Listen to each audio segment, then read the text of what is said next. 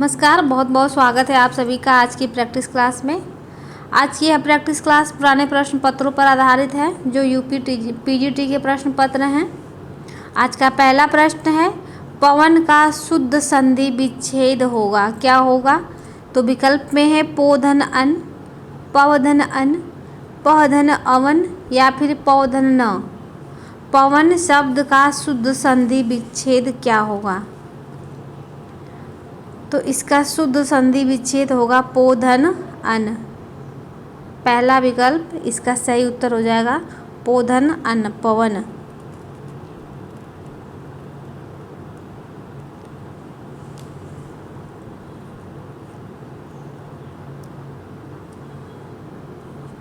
अगला प्रश्न है, निम्नलिखित में द्वंद्व समास का शब्द है।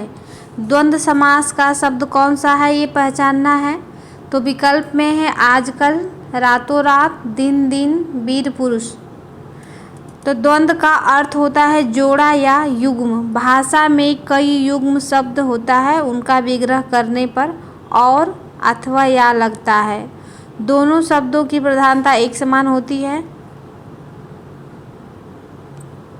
तो इसमें कौन सा द्वंद्व समास का उदाहरण है? तो आज और कल में द्वंद्व समास होगा। पहला विकल्प इसका सही उत्तर हो जाएगा आजकल। अगला प्रश्न है, निम्नलिखित में कौन अथ शब्द का विलोम होगा? तो आप सभी लोगों को पता है कि अथ का विलोम शब्द इति होता है। पहला विकल्प इसका सही उत्तर हो जाएगा अथ का इति। अगला प्रश्न है, निम्नलिखित में कौन शाश्वत शब्द का विलोम होगा? शाश्वत शब्द का विलोम होगा, विकल्प में है मृत्यु, मर्त्य, नश्वर या फिर क्षणिक। तो इसका सही उत्तर हो जाएगा क्षणिक। चौथा विकल्प इसका सही उत्तर हो जाएगा। अगला प्रश्न है, निम्नलिखित में शुद्ध वर्तनी वाला शब्द है। तो उत्श्रृंखल को बताना है कौन सा शब्द शुद्ध है। तो शुद्ध कैसे लिखा जाएगा? उत्श्रृंखल। तो विकल्प में उत्श्रृंखल, उच्च श्रृंखल, उच्च श्रृंखल या फिर उच्च श्रृंखल। कैसे सही लिखा जाएगा? तो सही विकल्प हो जाएगा विकल्प 4।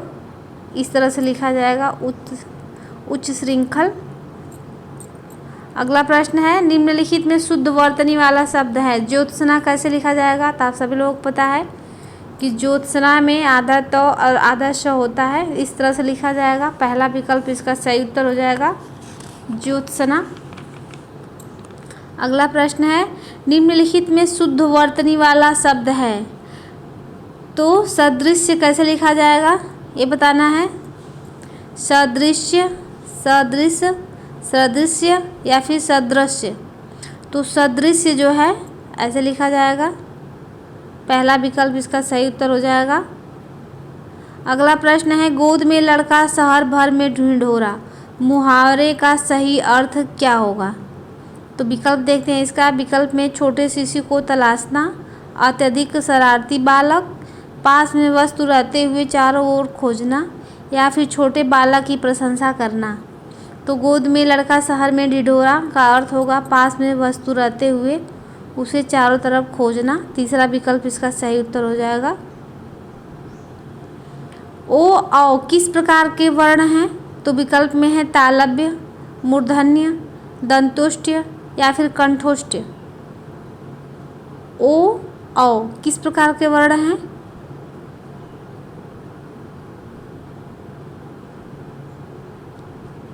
तो इसका सही उत्तर हो जाएगा कंठोष्ठ्य। ओ औ जो हैं कंठोष्ठ वर्ण हैं। कंठ द्वारा जीभ और ओठों के कुछ स्पर्श के द्वारा ये बोले जाते हैं वर्ण ओ औ। अगला प्रश्न है, काव्य शोभाकरान धर्मालंकारात् प्रच्यते उक्ति के लेखक कौन हैं? तो विकल्प में है आचार्य भामा, आचार्य विश्वनाथ, आचार्य मम्मट या फिर आचार्य दंडी। यह पंक्ति जो है किसकी है? तो यह उक्ति जो है आचार्य दंडी जी की है। विकल्प चौथा इसका सही उत्तर हो जाएगा आचार्य दंडी। आचार्य दंडी अलंकार और गुण की एक जैसी परिभाषा देते हैं।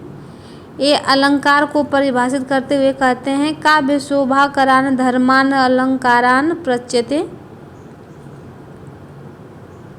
अगला प्रश्न है किरत भनित भूति भली सोई सुर सरिसम सब कह हित होई।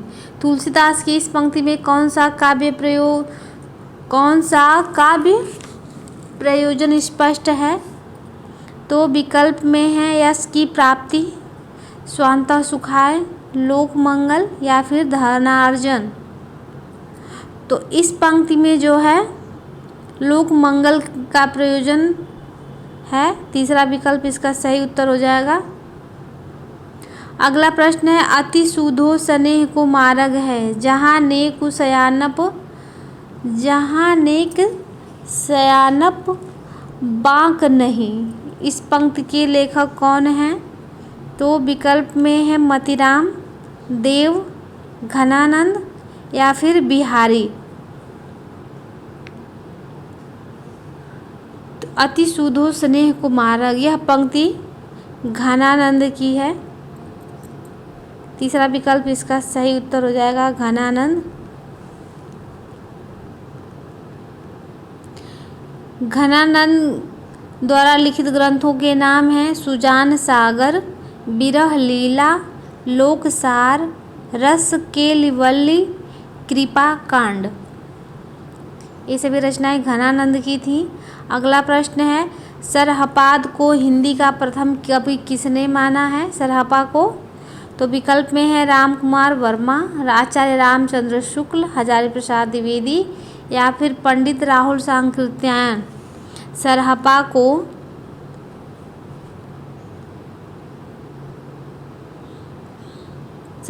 को हिंदी का प्रथम कवि मानने वाले कवि हैं राहुल सांकृत्यायन। चौथा विकल्प इसका सही उत्तर हो जाएगा। अगला प्रश्न है अब्दुर रहमान कृत संदेश रासक है यह क्या है? महाकाव्य है, खंड काव्य है, प्रबंध काव्य है या फिर मुक्तक काव्य है? संदेश रासक किस प्रकार का ग्रंथ है ये बताना है। तो अब्दुर रहमान कृत संदेश रासक जो है प्रबंध काव्य है। तीसरा विकल्प इसका सही उत्तर हो जाएगा।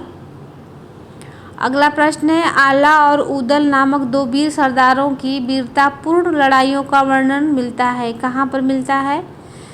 तो यह बहुत इजी सा प्रश्न आप सभी लोगों को आ रहा होगा। तो विकल्प में है परमाल रासो, पृथ्वीराज रासो, घुमान रासो या फिर हमीर रासो। तो इसका सही उत्तर हो जाएगा विकल्प पहला परमाल रासो, जिसे आला खंड के नाम से भी जाना जाता है। अगला प्रश्न है राम रक्षा स्रोत रचना के लेखक हैं, यह किसकी रचना है? तो विकल्प में है केशवदास, नाभादास, ईश्वरदास या फिर रामानंद। राम रक्षा स्रोत किसकी रचना है? तो राम रक्षा स्रोत जो है रामानंद की रचना है। चौथा विकल्प इसका सही उत्तर हो जाएगा, यह रामानंद की रचना है। स्वामी रामानंद संस्कृत के पंडित थे। वैष्णव मताब्द, भास्कर और श्री रामार्चन पद्धति इनके सुप्रसिद्ध ग्रंथ हैं। राम रक्षा स्रोत भी है।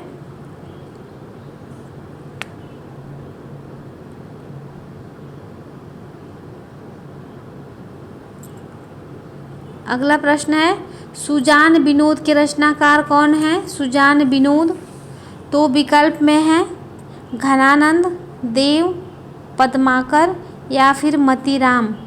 तो सुजान विनोद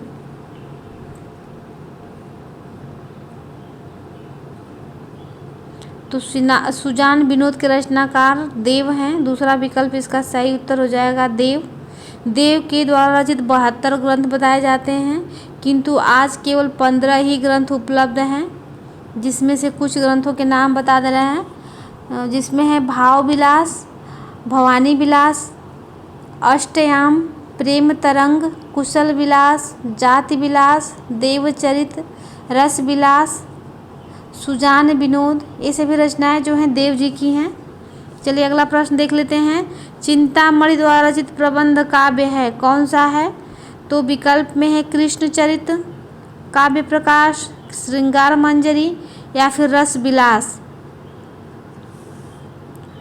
तो चिंतामणि द्वारा रचित प्रबंध काव्य है कृष्ण चरित्र। पहला विकल्प इसका सही उत्तर हो जाएगा कृष्ण चरित्र।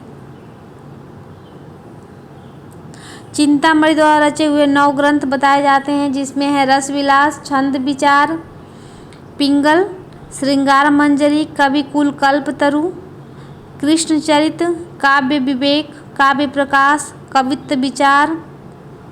ये सभी महत्वपूर्ण रचनाएं हैं चिंतामणि की।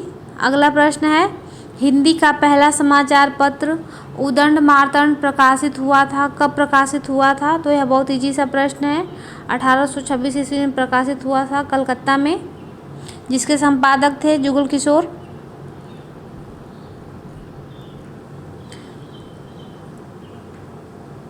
अगला प्रश्न है, निम्नलिखित में दिनकर की काव्य रचना नहीं है। एक रचना इसमें है जो दिनकर की नहीं है, वो पहचानना है। तो विकल्प में हुंकार, कुरुक्षेत्र, उर्वशी या फिर त्रिधारा। तो इसका सही उत्तर हो जाएगा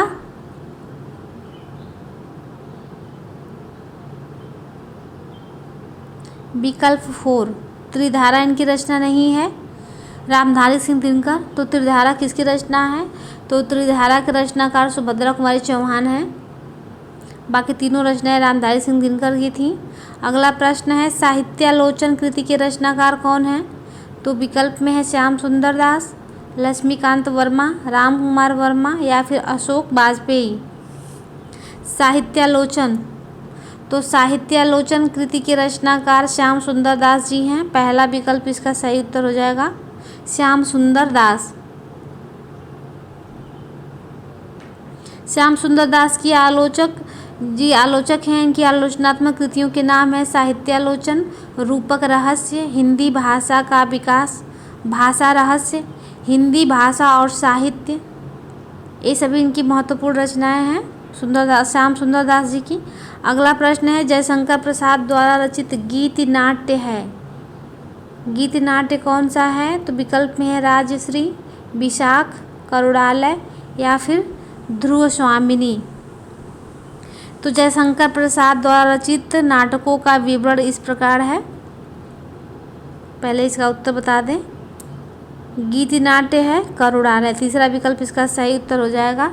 इनकी रचनाओं में है विशाख, अजातशत्रु, कामना, जन्मेजय का नागयज्ञ, स्कंदगुप्त, एक घूंट, चंद्रगुप्त, ध्रुव स्वामिनी। ये सभी जो है जयशंकर प्रसाद की रचनाएं हैं। अगला प्रश्न है, प्रेमचंद द्वारा उर्दू भाषा में लिखा गया उपन्यास बाज़ारे हुस्न का हिंदी रूपांतरण है, कौन सा है? तो विकल्प में है कायाकल्प, सेवा सदन, गबन या फिर रंगभूमि।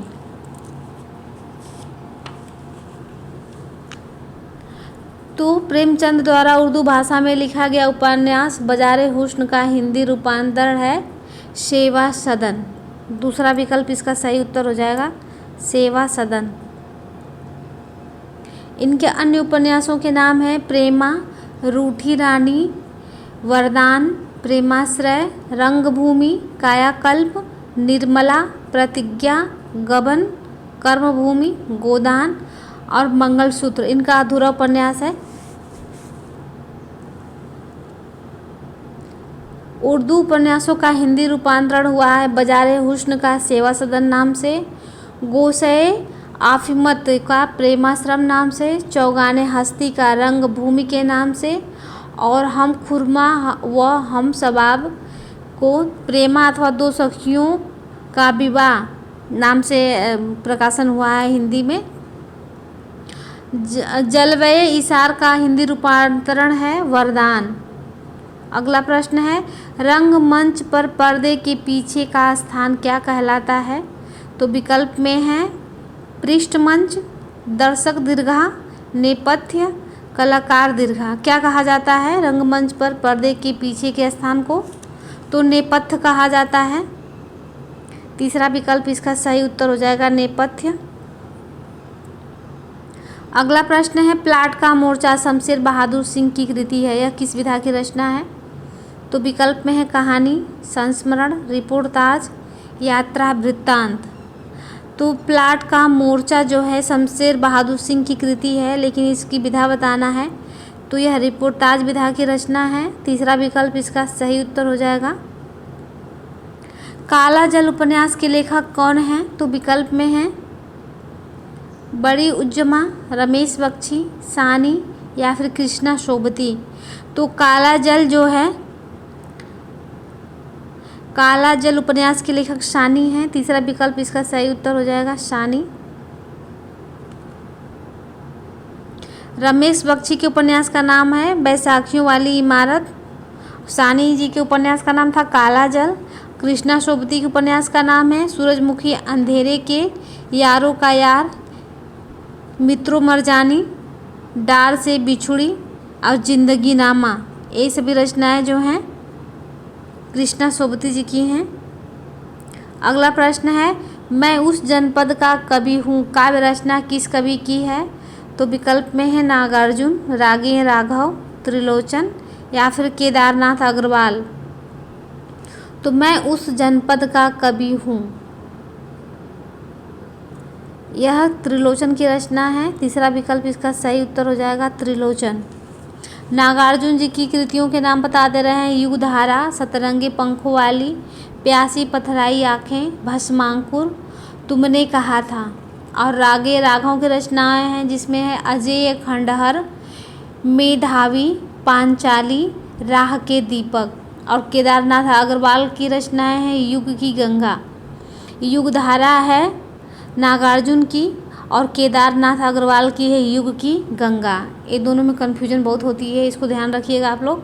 नींद के बादल, फूल नहीं रंग बोलते हैं, आग का आईना, समय समय पर, अपूर्वा। त्रिलोचन जी की रचनाओं के नाम बता दे रहे हैं जिसमें है धरती, मिट्टी की बारात और मैं उस जनपद का कवि हूँ। अगला प्रश्न है, एक पति के नोट्स कहानी के लेखक कौन हैं? तो विकल्प में है गिरिराज किशोर, महेंद्र भल्ला, गोविंद मिश्र या फिर राजी सेठ। एक पति के नोट्स कहानी के लेखक महेंद्र भल्ला हैं। दूसरा विकल्प इसका सही उत्तर हो जाएगा, महेंद्र भल्ला।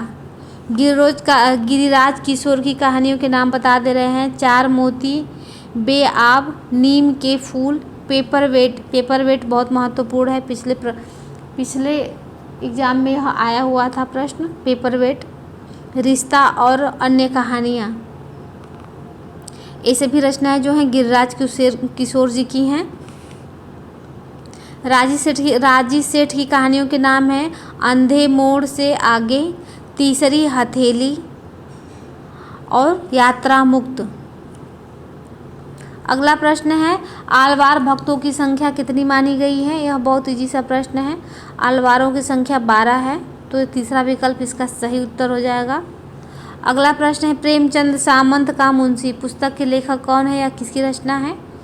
प्रेमचंद सामंत का मुंशी। तो विकल्प में डॉक्टर धर्मवीर भारती, विवेकी राय, मुद्रा राक्षस या फिर मुंशी प्रेमचंद स्वयं। तो प्रेमचंद सामंत का मुंशी, इस पुस्तक के लेखक डॉक्टर धर्मवीर भारती हैं। पहला विकल्प इसका सही उत्तर हो जाएगा। अगला प्रश्न है,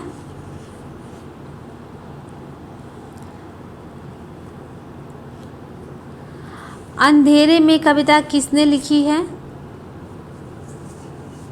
एक प्रश्न छूट गया है क्योंकि वो थोड़ा सा उल्टा हो गया था। अंधेरे में कविता किसने लिखी है? तो विकल्प में है मुक्तिबोध, नागार्जुन, त्रिलोचन या फिर धूमिल। तो अंधेरे में यह एक लंबी कविता है, यह किसकी रचना है ये बताना है। तो यह मुक्तिबोध की कविता है, फैंटेसी है इसमें।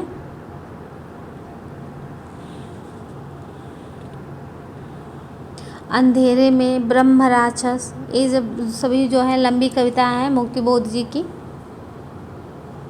अगला प्रश्न है, प्रयोगवादी कवियों की रचनाएं किस सप्तक में संग्रहित हैं?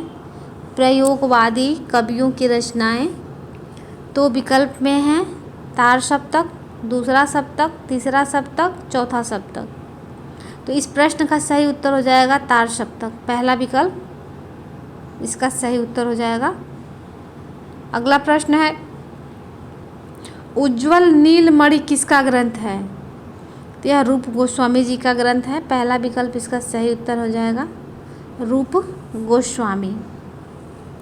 अगला प्रश्न है, रूपकों का बादशाह किसे कहा जाता है? तो विकल्प में है तुलसीदास जी को, सूरदास जी को, कबीरदास जी को या फिर परमानंद दास जी को। किसको कहा जाता है रूपकों का बादशाह?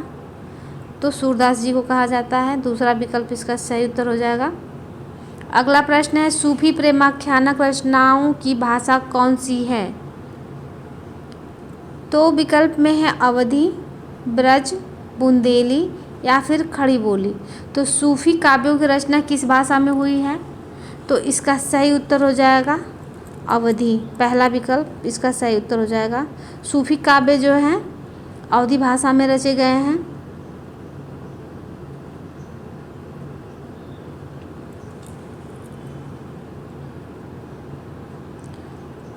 जायसी का प्रसिद्ध ग्रंथ जो है पद्मावत, वह ठेठ अवधी में लिखा गया है। अगला प्रश्न है, नाथ पंथ के प्रणेता कौन हैं? तो विकल्प में है आदिनाथ, मच्छंदरनाथ, गोरखनाथ या फिर चूड़करनाथ। नाथ पंथ के प्रणेता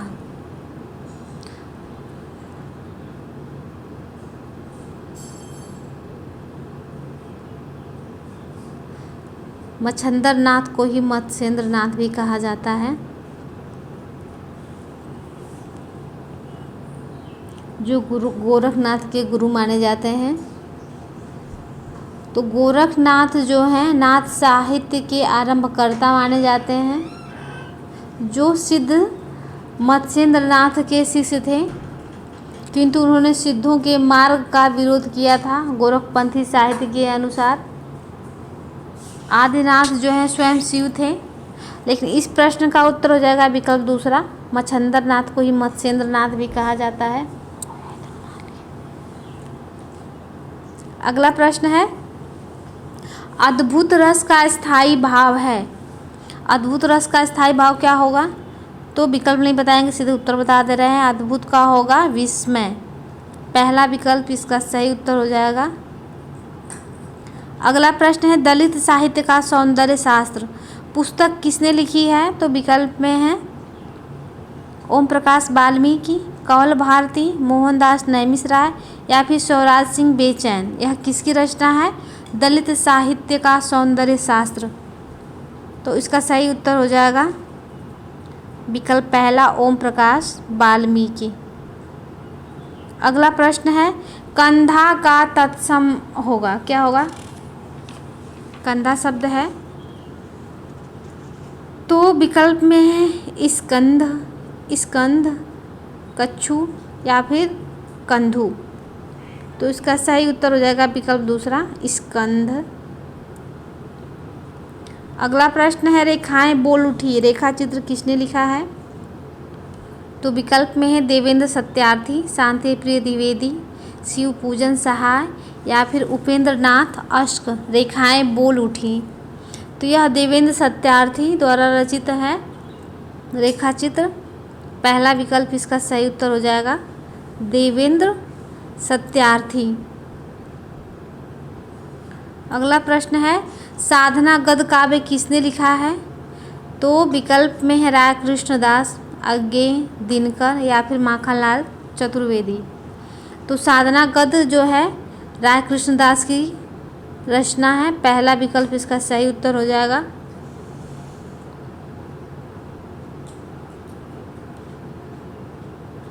अगला प्रश्न है, डॉक्टर नामवर सिंह की पुस्तक दूसरी परंपरा की खोज किस पर केंद्रित है? तो विकल्प में हजारी प्रसाद द्विवेदी, जयशंकर प्रसाद, जगदीश गुप्त या फिर प्रेमचंद। तो डॉक्टर नामवर सिंह की पुस्तक जो है दूसरी परंपरा की खोज हजारी प्रसाद द्विवेदी पर केंद्रित है। तो पहला विकल्प इसका सही उत्तर हो जाएगा हजारी प्रसाद द्विवेदी। अगला प्रश्न है, आपका बंटी उपन्यास किसने लिखा है? तो आपका बंटी जो है मन्नू भंडारी का उपन्यास है। पहला विकल्प इसका सही उत्तर हो जाएगा। मन्नू भंडारी के अन्य महत्वपूर्ण उपन्यासों के नाम हैं जैसे महाभोज, आपका बंटी, एक इंच मुस्कान, जो राजेंद्र यादव के साथ मिलकर इन्होंने लिखा था। राजेंद्र यादव जो हैं मन्नू भंडारी के पति हैं, दोनों ने मिल के ही इस उपन्यास का रचना किया था, 1 इंच मुस्कान का। राजी सेठ के उपन्यास है तत्सम। अगला प्रश्न है, नई कहानी आंदोलन के प्रमुख कहानीकार कौन हैं? नई कहानी आंदोलन के तो विकल्प में है मोहन राकेश, जैनेन्द्र यशपाल या फिर ईला चंद्र जोशी। तो नई कहानी का सूत्रपात जो है 1950 ईस्वी के आसपास हुआ था। नई कविता के तर्ज पर हुआ था जो नई कहानी का सूत्रपात। नए कहानी आंदोलन के प्रमुख रहे हैं मोहन राकेश, राजेंद्र यादव और कमलेश्वर। तो पहला विकल्प इसका सही उत्तर हो जाएगा, मोहन राकेश।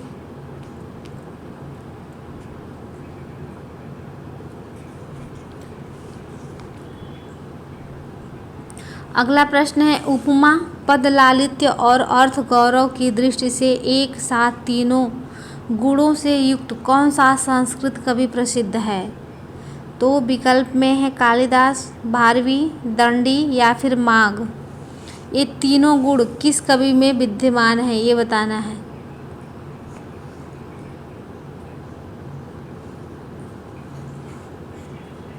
तो इसका सही उत्तर हो जाएगा विकल्प 4 माघ। माघ में जो है ये तीनों गुण हैं, उपमा है, पद लालित्य और अर्थ गौरव। उनमें से कालिदास की उपमा, भारवी जी का अर्थ गौरव और दंडी जी का पद लालित्य, इन तीनों गुणों को एकत्र जो है करके तीनों गुण माघ में विद्यमान हैं। कालिदास उपमा के लिए प्रसिद्ध हैं, भारवी जी जो हैं अर्थ गौरव के लिए प्रसिद्ध हैं और दंडी जो हैं पद लालित्य के लिए, और ये तीनों गुण जो हैं माघ में विद्यमान हैं। अगला प्रश्न है, मैंने स्मृति के दीप जलाए किसकी रचना है? तो विकल्प में है राजर्षि पुरुषोत्तम दास टंडन, रामवृक्ष बेनीपुरी, लक्ष्मी नारायण सुधांशु या फिर रामनाथ सुमन। तो मैंने स्मृति के दीप जलाए, यह जो है लक्ष्मी नारायण सुधांशु जी की रचना है। तीसरा विकल्प इसका सही उत्तर हो जाएगा। अगला प्रश्न है, निम्न पंक्तियों में कौन सा अलंकार है? नाक का मोती अधर की कांति से, बीज दाडिम का समझ कर भ्रांति से, देख कर सहसा हुआ सुख मौन है, सोचता है अन्य सुख यह कौन है। इसमें कौन सा अलंकार है ये बताना है। तो विकल्प में है संदेह, भ्रांतिमान, प्रतीप या फिर निदर्शना। तो इसमें जो है भ्रांतिमान अलंकार होगा, दूसरा विकल्प इसका सही उत्तर हो जाएगा। अगला प्रश्न है, निम्नलिखित पंक्तियों में कौन सा अलंकार है? एक म्यान में 2 तलवारें कभी नहीं रह सकती हैं, किसी और पर प्रेम नारियां पति का क्या सह सकती हैं। इसमें कौन सा अलंकार है ये बताना है। तो विकल्प में है दृष्टांत, समासोक्ति, विभावना या फिर विरोधाभास।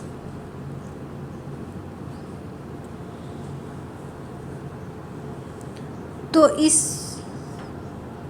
पंक्ति में जो है दृष्टांत अलंकार होगा, विकल्प पहला इसका सही उत्तर हो जाएगा।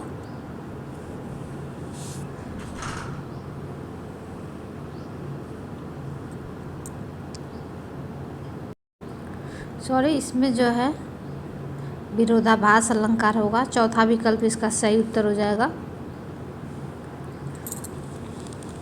2 वस्तुओं में वस्तुतः विरोध न रहने पर भी विरोध की प्रतीति हो, वहाँ पे विरोधाभास अलंकार होता है। अगला प्रश्न है, माटी की मूर्तें नामक रेखा चित्र किसने लिखा है? तो विकल्प में है महादेवी वर्मा, निराला, सुमित्रानंदन पंत या फिर रामवृक्ष बेनीपुरी। माटी की मूर्तें, यह रेखा चित्र किसकी है? तो यह रामवृक्ष बेनीपुरी जी की है। चौथा विकल्प इसका सही उत्तर हो जाएगा, रामवृक्ष बेनीपुरी। इनके अन्य रेखा चित्र हैं लाल तारा, माटी की मूर्तें, गेहूं और गुलाब, मील के पत्थर। ये प्रमुख जो हैं रामवृक्ष बेनीपुरी की रेखा चित्र हैं। महादेवी वर्मा के हैं अतीत के चलचित्र, स्मृति की रेखाएं, पथ के साथी और मेरा परिवार। ये महत्वपूर्ण रेखा चित्र जो हैं महादेवी वर्मा जी के हैं। और निराला जी के रचनाओं के नाम हैं जिसमें है चतुरी चमार, कुल्ली भाट, बिल्ले सुर बकरियाँ। ये सभी जो है रेखा चित्र हैं निराला जी के। अगला प्रश्न है मैथिली शरण गुप्त द्वारा रचित जयद्रथ वध क्या है? यह किस विधा की रचना है? तो महाकाव्य है, प्रबंध काव्य है या फिर खंड काव्य है? इनमें से कोई नहीं। तो जयद्रथ वध किस प्रकार का ग्रंथ है? तो इसका सही उत्तर हो जाएगा विकल्प तीसरा, यह खंड काव्य है जयद्रथ वध। अगला प्रश्न है हिंदी साहित्य में महाप्राण किस कवि के लिए प्रयुक्त होता है? तो विकल्प में है तुलसीदास, निराला, जयशंकर प्रसाद या फिर सूरदास। तो हिंदी साहित्य में महाप्राण जो है निराला जी के लिए प्रयुक्त हुआ है। दूसरा विकल्प इसका सही उत्तर हो जाएगा। सूर्यकांत त्रिपाठी निराला को ही महाप्राण कहा जाता है। अगला प्रश्न है सती चंद्रावली और अमर सिंह राठौर नाटकों की रचना किसने की है? तो विकल्प में है राधाचरण गोस्वामी, बालकृष्ण भट्ट, भारतेंदु हरिश्चंद्र या फिर प्रताप नारायण मिश्र। तो सती चंद्रावली और अमर सिंह राठौर नाटकों की रचना जो है राधाचरण गोस्वामी जी ने की है। पहला विकल्प इसका सही उत्तर हो जाएगा।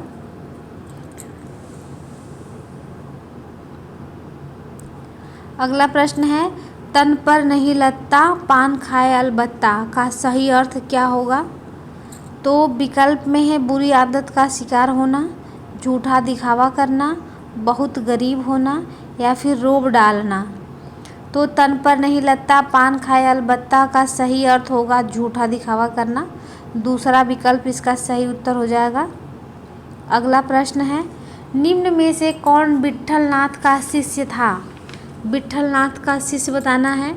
तो विकल्प में है सूरदास, चतुर्भुज दास, परमानंद दास या फिर कृष्णदास। तो अष्टछाप की स्थापना जो है विट्ठलनाथ ने की थी, 4 अपने शिष्यों को लेकर और 4 वल्लभाचार्य के शिष्यों को लेकर। तो इनमें से कौन जो है विट्ठलनाथ के शिष्य थे? तो वल्लभाचार्य के शिष्यों के नाम है कुंभन दास, सूरदास, परमानंद दास और कृष्णदास। तो जो विट्ठलनाथ के शिष्य हैं वो हो जाएंगे चतुर्भुज दास। दूसरा विकल्प इसका सही उत्तर हो जाएगा चतुर्भुज दास। विट्ठलनाथ के अन्य शिष्य हैं गोविंद स्वामी, नंददास और छित स्वामी। चौथे नंबर पे हैं चतुर्भुज दास। अगला प्रश्न है गणेशाय नमः में प्रयुक्त विभक्ति है। गणेशाय नमः में कौन सी विभक्ति है? तो विकल्प में है प्रथमा, द्वितीया, चतुर्थी या फिर षष्ठी। तो नमः स्वस्ति स्वाहा इसमें जो है चतुर्थी विभक्ति होगी। तीसरा विकल्प इसका सही उत्तर हो जाएगा।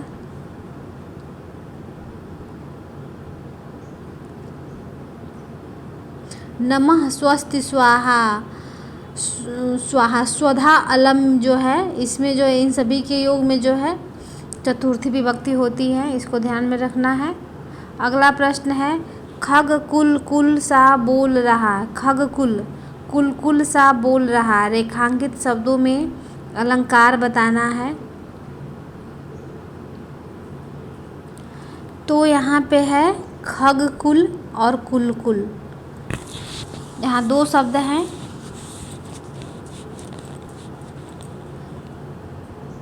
जहाँ पर कोई एक शब्द एक से अधिक बार प्रयोग हो लेकिन उसके अर्थ अलग अलग हों वहाँ पे जो है यमक अलंकार होता है। तो पहला विकल्प इसका सही उत्तर हो जाएगा यमक अलंकार।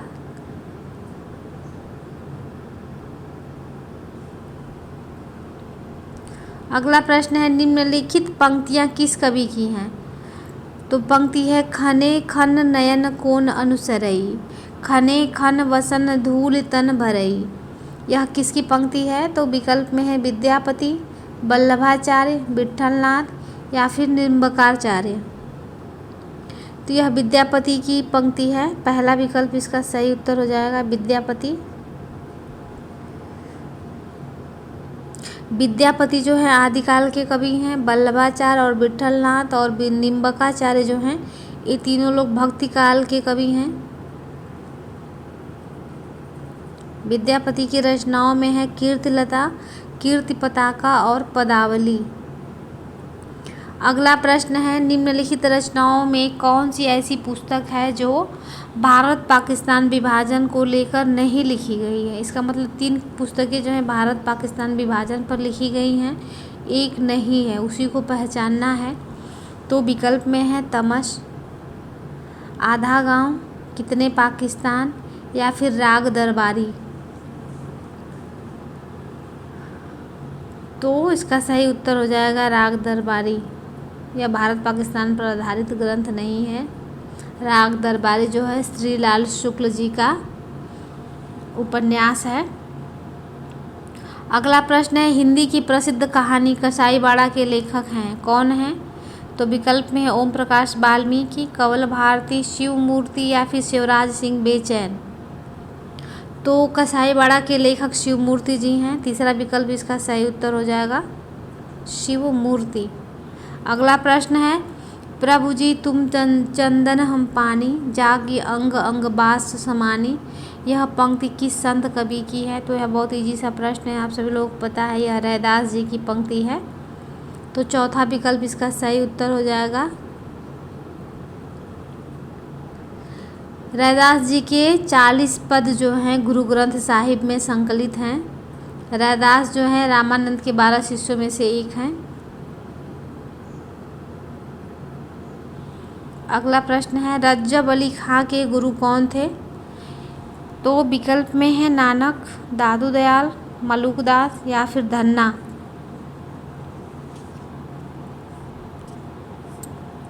तो रज्जब अली खां के गुरु का नाम बताना है। तो इसका सही उत्तर हो जाएगा दादू दयाल। दूसरा विकल्प इसका सही उत्तर हो जाएगा। दादू दयाल की रचनाओं का संग्रह उनके शिष्य संत दास और जगन्नाथ दास ने हरड़ेवाड़ी नामक शीर्षक से किया था। रज्जब जो है दादू दयाल के शिष्य हैं। इनके अन्य शिष्य हैं सुंदर दास, प्रागदास और जन गोपाल। ये तीनों लोग जो हैं दादू दयाल के शिष्य हैं। तो यह आज का लास्ट प्रश्न था। इस प्रश्नोत्तरी का सेकंड पार्ट भी बनेगा। तो आज के लिए बस इतना ही। मिलते हैं नेक्स्ट वीडियो में, तब तक के लिए धन्यवाद।